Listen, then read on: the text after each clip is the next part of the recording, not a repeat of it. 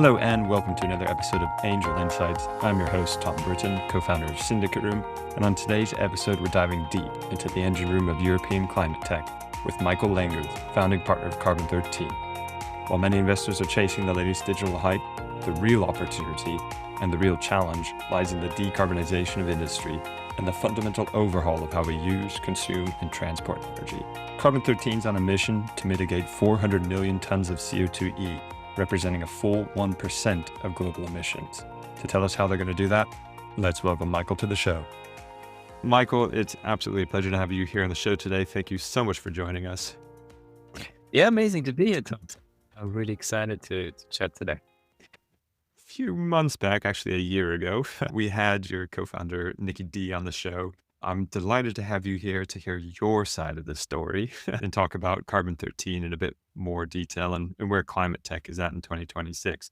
But to start, for those that don't know you as well as I do, I was hoping you could take us back to a time before you were an entrepreneur and start a little bit about your history, and then eventually we'll work into what got you into becoming an entrepreneur. I guess I grew up in a village in Bavaria. I grew up really close to the German mountains. And yeah, so a lot of sports, a lot of really nice childhood. I moved away from Germany when I was 19. I moved first to Australia and then to the Netherlands to do my undergrad, Brazil, and then ended up doing entrepreneurship in the UK. Mostly because during my bachelor, I started my first business. That was my first sort of entrepreneurial start. With some friends, we had this idea to do Airbnb. The Airbnb hadn't been founded yet, so maybe that's our small claim to fame. We were super unsuccessful in comparison, but we did actually pay for some really nice days out. We made some money and we sold the software platform for 300 euros at the time, which was a nice step. But yeah, it showed me what you could do. I'm a twice exited entrepreneur in that sense. But yeah, it was a student venture and we gave up at some point, but I learned two things. One is like you can do so many things if you just get started and you just start asking people for resources. We found this guy who built our website. It was a friend of a friend. And yeah, it really started me on that journey. I wanted to learn more about entrepreneurship. I also wanted to learn more about social entrepreneurship at the time. I had this idea that I wanted to become a social entrepreneur. So I worked for, my only ever job for somebody else was for a company called Ashoka that does support social entrepreneurs pretty much across the world. And I was working in their German office. And yeah, I learned a lot about social businesses. Unfortunately, a lot of the businesses, from my perspective, were more on the charity side. They didn't have a product that they could sell. So they were dependent on people giving them donations, which I didn't like so much at the time. So I wanted to learn more about that social business, which brought me to London in the end to study technology entrepreneurship. And yeah. Why London? I'm curious, of all the places that you have been, warm places, why did you decide to study UCL in London? I think it's just the reputation of the UK of science and academia there's an incredible reputation, I think, globally for UK universities. And that is really what brought me there. Partially also that my professor, who later admitted that he basically just lied, that when he said, I asked him, do you also do any kind of social entrepreneurship? And the course title was MSc, Master in Science of Technology Entrepreneurship. And I was like, do you also do some social parts? And he said, yeah, we do. Later on, he told me 3 years later, after I had started my business with my co-founder, who I met in the program, he told me, yeah, I just want you to come on the program. I just lied. It turned out to be a successful program in the sense that you did find a co-founder and you started a business that ultimately was a success. So talk me through the idea for that business and how things went. I mean, it was really that I found an amazing co-founder. And then secondly, we found a great idea. So this guy, Øyvind Henriksen, he was pretty much the best software engineer I'd ever seen in my life. He could build a website. Like we did a few hackathons together where he built a website, our very first website was called Webcam Dance Battle. So you would have a dance battle, hip hop dance battle on a webcam. It wasn't a great success, but we did launch the website overnight and we could play it with some friends and it was really cool. And yeah, he just coded that by himself in a few hours. And when he then came to me and he said, oh, look, I have this idea. Do you want to do the business feasibility, which was feasibility study, which was our master thesis. Do you want to do that together and see if this business idea that I had, that we could work on together, if it is feasible? Turns out we said it was feasible. And then a month later, we incorporated the business. And talk me through the business itself and what it did, because you were there for a good amount of time. Yeah, it was a 10-year journey. We started as, two people out of university. We very early on were told for the ambition that we had, we needed another software engineer.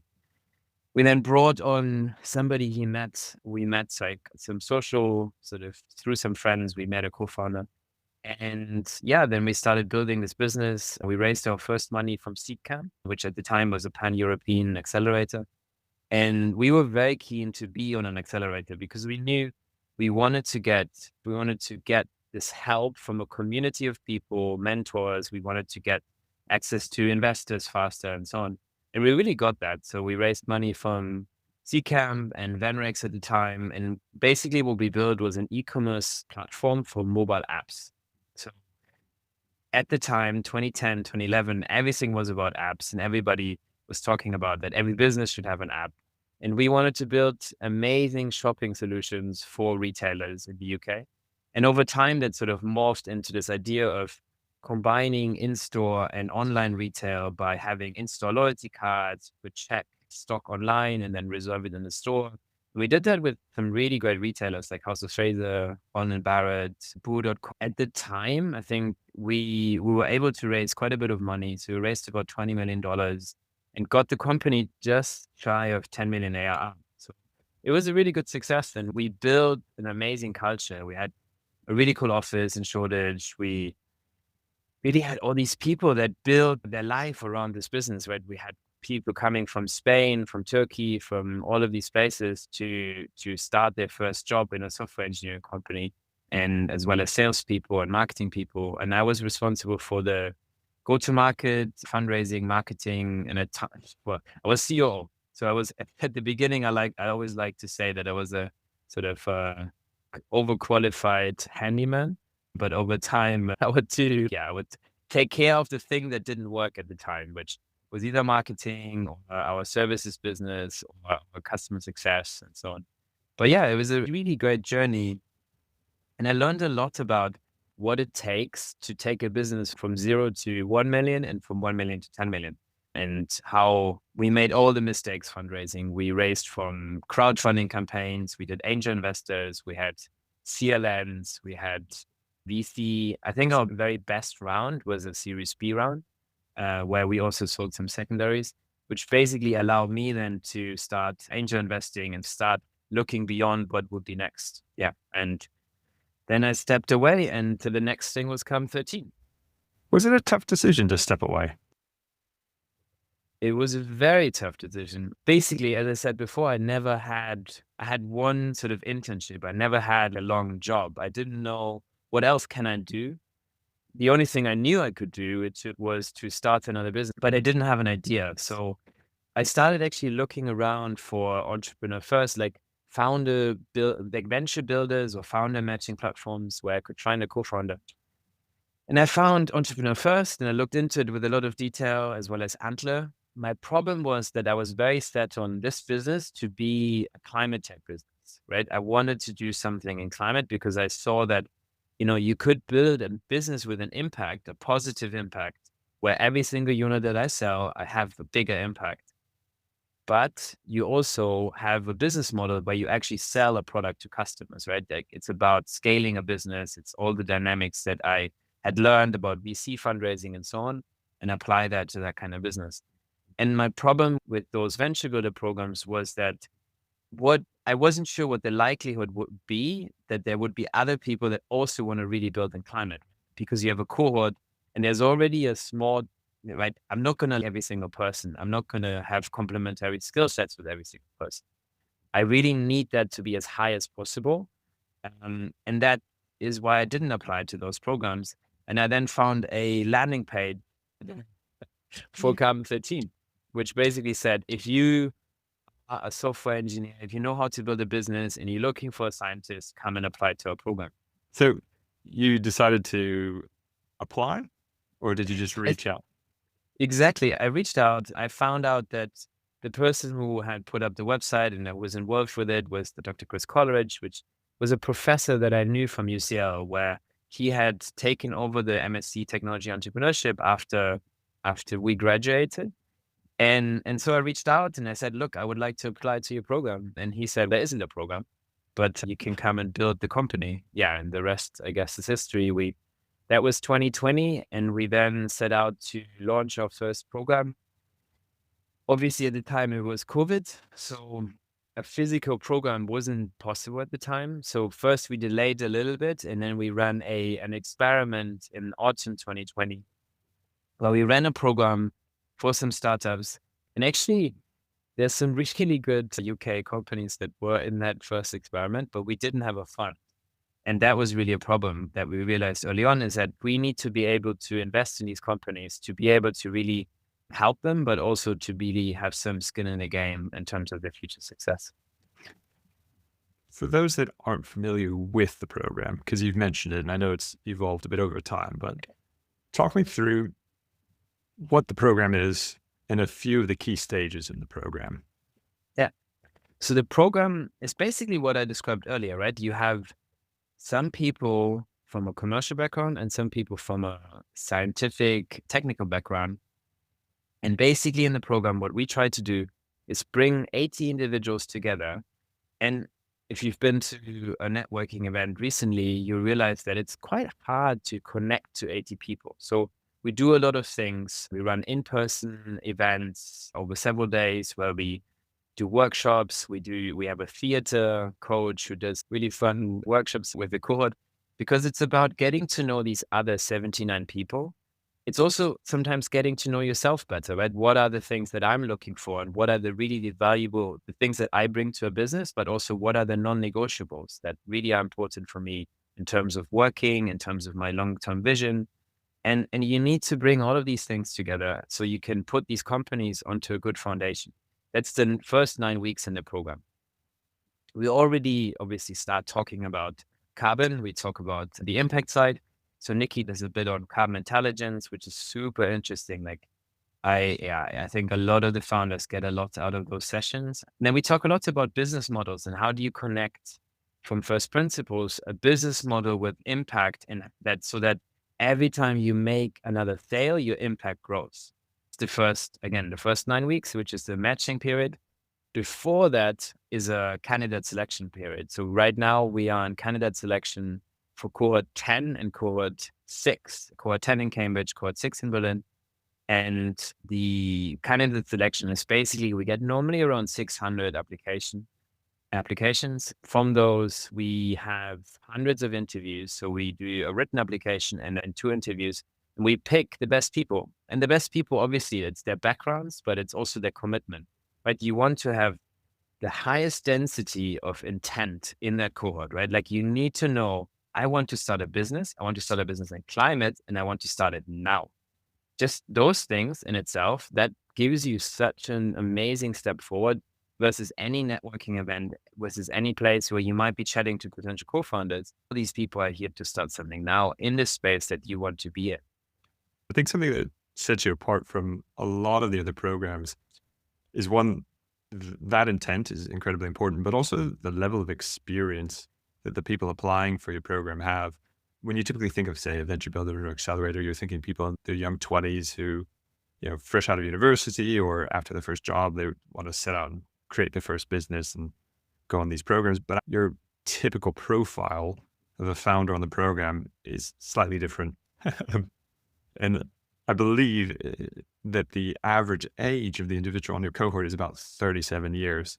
Yeah, exactly. You're talking about people who are previous founders or 10 to 15 years experience in industry, postdocs, academics and fellows at universities, very bright people.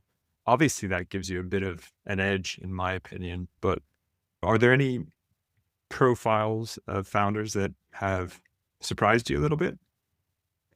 I think what surprised me is the number of serial founders that we get applying. So we have a lot of that kind of myself, like people that have done software businesses that oftentimes they have 2 kids, they're 37 years old, it tends to be the most common sort of group, where you have people that they've had almost like a first career, and now they've decided, I want to do something that really matters, right? I want to do something that if in 10, 20 years, my kids ask me, what have you done when, the world was on the brink? What have you done? And the answer is, I tried. At the very least, I tried. The other bit that maybe surprised me is that sort of like this, yeah, obviously we have a big shift towards AI, but also the number of like deep tech founders with really interesting IP that they bring into the program. I think we've made ourselves a name in the industry across different sort of alumni networks of different universities where people are now coming to us with, yeah, just specifically very interesting deep tech ideas and just a huge breadth of different topic areas from hydrothermal liquefaction to synthetic biology to AI platforms, agentic AI platforms. It's just such a huge sort of range of different topics. But by now, the interesting thing for us is that we seem to always now have somebody in our portfolio and our wider network to be able to say, look, here's an expert that you should be speaking to on this topic, which has just been really great over the last few years. I'm sure it has. I've got to ask, 5 years in, 300 companies you've helped to build, 100 companies you've helped invest in. What are some of the lessons that you've learned in that time, and how has it evolved your thinking on how you build a startup? Yeah. I think the first lesson for me, and I was saying this to my partner actually the other day, is that we should never invest in the latest hype, right? There was one in very particular, I'm not going to name it, but like the technology that was around crypto and NFTs. And yeah, it's just that kind of hype is not something that we should go for. Like climate technologies, a lot of the things that are out there, we know the pathways. Like we know that updating the grid, the energy transition to renewables, which then means batteries or long duration energy storage, which also means grid balancing. All of these pathways are explored. We just need to improve them, make them better, finance them, getting out into the market.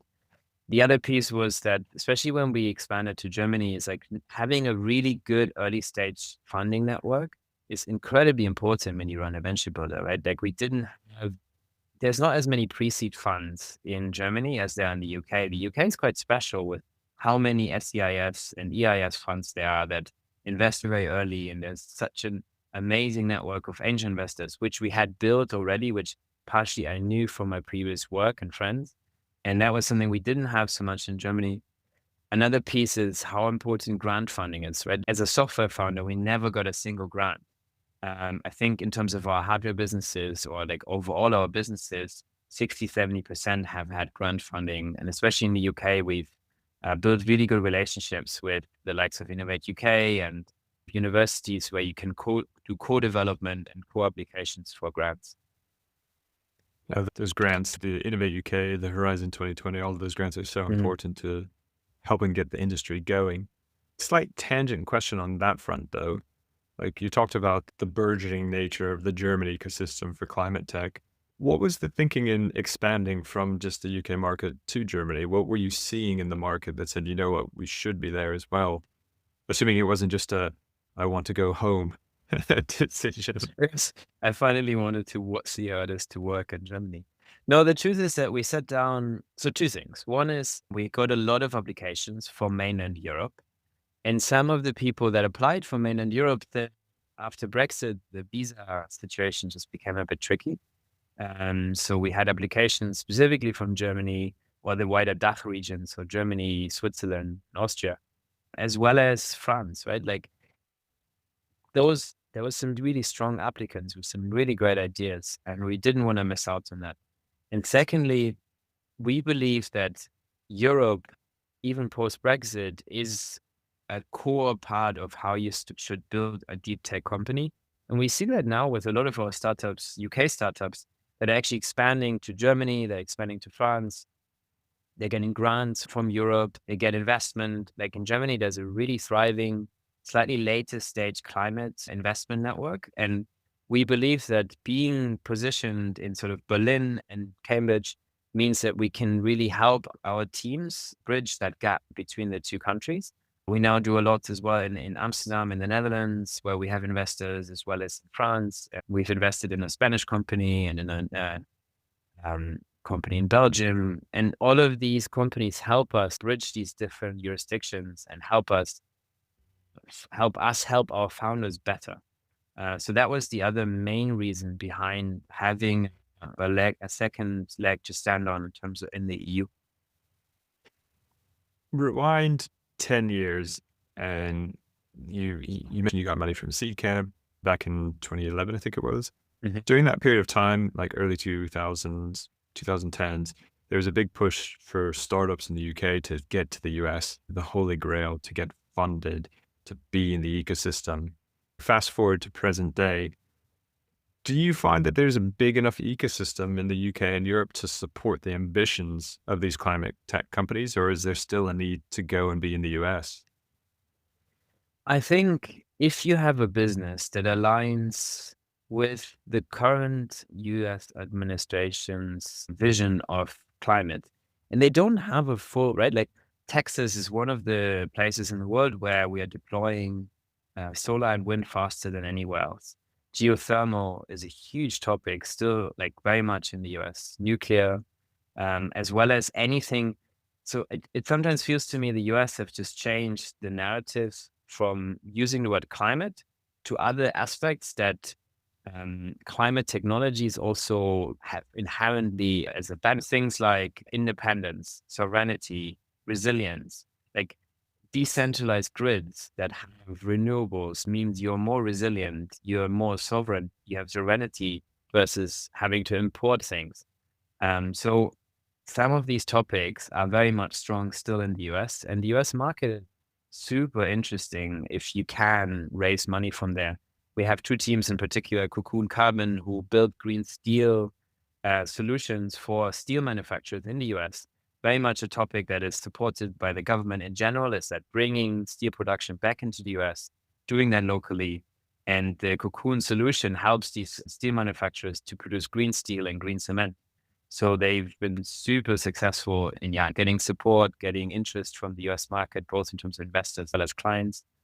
Having said that, I do believe that European corporates are taking a lead in many ways for decarbonization of industry, for the transition to renewables, for a more resilient food system, from regenerative agriculture to better practices around making alternatives for existing foods, but also existing green chemicals, using solutions to make chemicals and materials greener. So there's a lot of topics where there's a really interesting potential customer base from really large corporates in Europe that are interested in these solutions. And for a lot of climate companies, that should be a market to look at, right? That should, for UK companies into the EU, as well as the other way around. So you got to have the global view, as you're saying. You touched upon it earlier. There's some interesting trends in climate tech. Obviously, AI is a big one. But what are some of the other trends in the space that we should look out for? I think the most obvious one is energy, right? Like the fact that we have a very specific issue in Europe. Like we have some countries further in the south with a lot of sun. We have wind in the North Sea. We have a specific profile, and about integrating that grid, bringing it forward, bringing a lot more renewables to the grid, because we want a lot more energy in the grid because of data centers, which really is driving forward. Sort of this AI adoption is driving forward data centers, which need more energy. And for that, we can really, they want the cheapest energy, right? So they want renewables, but they need long duration energy storage so that when the sun doesn't shine, when the wind doesn't blow, we need to have energy as well. And that's just a really interesting, intricate problem where there's a lot of opportunities for software and hardware plays. And we've made investments in long duration energy storage. And actually this cohort that is coming up where we're currently raising the fund for, there's several companies in the grid space, and there's a lot of opportunities in that space for startups to help with things like sustainable cooling or like grid balancing or, as I said, energy storage. So energy is a huge space, but we see that the food system is moving forward as well. And green chemicals is a huge topic where chemical companies in Europe are under a lot of pressure and they need to innovate. And oftentimes green chemicals can mean that you actually have lower cost, right? That there isn't a green premium, but there's almost like a green discount. And those topics are obviously super interesting. I previously had one of your portfolio companies on the podcast, and I'm going to do my best to say it correctly, but producing hyaluronic acid. Hopefully I got it right this time. You did right. And I have to say, I got it wrong the first probably 3 times that I said that. But also we had Temperate on as well, who are working on cooling, not just for data centers, but hotels and such, and trying to use space age technology, if you will, to reduce the cost and energy consumption of these data centers, which are getting rather warm. It's a really good topic, actually. Temperate is a company where I would see that they could get a lot of interest in the US as well, right? Like it's a global problem. And really you need to look at where are these sort of heat islands or heat issues in the future. And the US has a wide space in the sort of south of the US. There will be huge issues around heat. Already you have areas where there's 50 degrees on a normal summer. We've talked a lot about the past and the current trends, but I want to know some of the things that you're excited about for the future with climate tech and more importantly with Carbon-13. I think for us, we are looking at building a bigger fund that will do follow-on investments as well. So what we've learned is that in every single cohort, we have now looking back, our first investment, our first cohort is from September 2021. So we now, a bit more than 4 years later, we can see trends, and there's a clear venture profile in it. You always have between 1 and 3 teams of a cohort where we make about 7 investments. 1, 2, 3 teams, and every single cohort are really runaway successes in terms of the interest they're getting from investors, the interest they're getting from potential customers, and revenue growth, and so on. Some teams don't work out. That's early stage. Actually, more teams are going than maybe normal venture math would tell you. So we see currently about 80% keep going after a year. That is partially probably due to getting early stage investment, getting grants, and we're better at helping those companies. But really, most importantly, we're better at helping those companies to go from incorporation to pre-seed and seed and then Series A round. So we're shortening that time frame versus the market. And that tells us 2 things.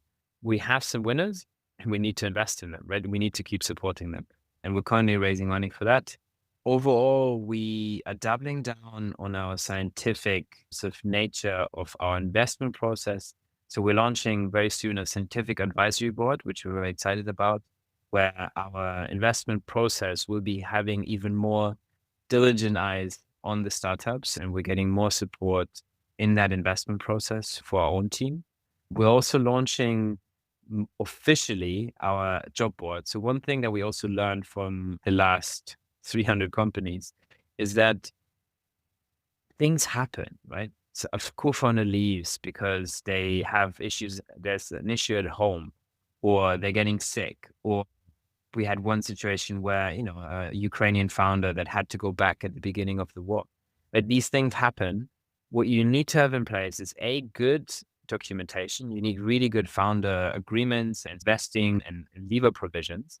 But secondly, you also need to have a way to bring in new talent. And the amazing thing is that we get around 2,000 applications a year. We now have a database of several thousand people that want to build in climate. They haven't necessarily started something because some of them they're great employees, but not necessarily great day one founders. So we are now running this job platform where we're connecting these people with our portfolio, where there might be a change and they now need a new CTO, or they might need a first head of engineering and so on. And we now can make those connections. So that's really exciting. And I think that will really help some of our portfolio businesses in the near future. I think it absolutely will. And look, I could ask you questions all day long, but I know you're a busy man. So there are three questions really, that I like to ask everyone at the end of an interview. One, what's the best book that you've read recently? And it can be from any genre. Mm. That's very interesting. I read a lot of historic books and I love reading. There's a book called A Gentleman in Moscow, which I thought was very beautiful as a book. I think a book that I would recommend any founder is The Hard Thing About Hard Things. When I was, I think, between Series A and Series B, and we're having these hard times, right? Unfortunately, it doesn't always get easier as you raise more money. It actually, for my side, it felt harder, right? When I had 3 employees, I knew how to manage that sort of cash flow. And one time I had to get money from an ATM with our credit card to pay payroll, but we were still 2, 3 people, right? That was fine. When you are 100 people, those things don't work anymore, right? You need to have a serious eye on your cash flow. You need to know what's your cash outlay and all these things. There's hard times. And I think this book really gave me some perspective on this is not just me. Every startup, every founder is having these same thoughts, same experiences. Yeah, and Ben Horowitz, who wrote the book, great recommendation, definitely. Second question, similar vein, but what's the best piece of advice you've received as a founder? I actually think one of the most useful ones was like, stop messing around. Like, you're now in a cash crisis. You need to really focus on that. And like, never lose sight of your cash outlay, especially in the first years, right? I think that's one. The other one is that tenacity, especially in the early days, beats a lot. Like, keep pushing and being creative about financing, about approaching customers, about solving these issues. I think these two things together will really, it's what we look for in our founders, and we've seen as the number one variable. If people have tenacity and are persistent and they are creative at the same time about solving problems, that is what, smart teams and great teams do better than others. Fantastic. And the last one, fast forward 10 years' time, you're looking back on what you've achieved in Carbon 13 in that period of time. What do you think you will be most proud of? It's an interesting one. And I started thinking about it partially in the context already now of how many people's lives have we changed by helping them make this dream of starting their own business come true. And by now, as we said before, we've invested in 100 companies, but we've co-founded about 300. And there's many people who've taken that first step into entrepreneurship through joining one of our programs. And I think it's an incredibly rewarding and fun experience to be in that program. And maybe in 10 years, our mission is to bring together companies that are actively mitigating and/or lowering 400 million tons of CO2e, which is about 1% of global emissions. And yeah, it would be amazing to have achieved that with some amazing founders. That's a fantastic goal.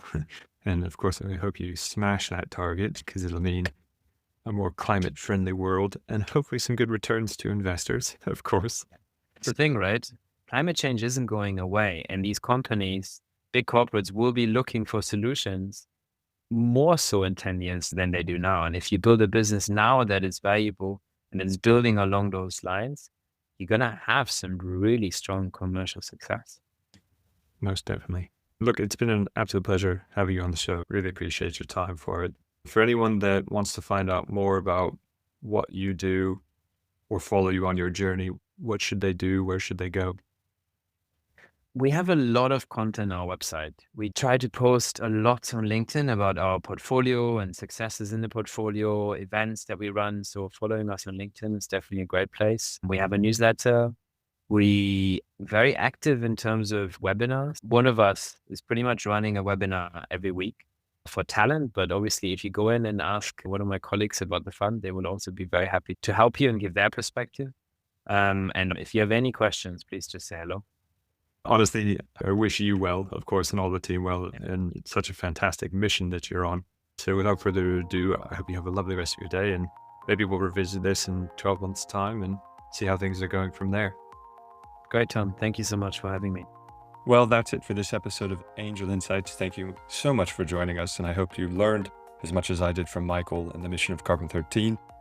If you like this episode, please like and subscribe and stay tuned for the next one. Until then, have a lovely rest of your day. Bye.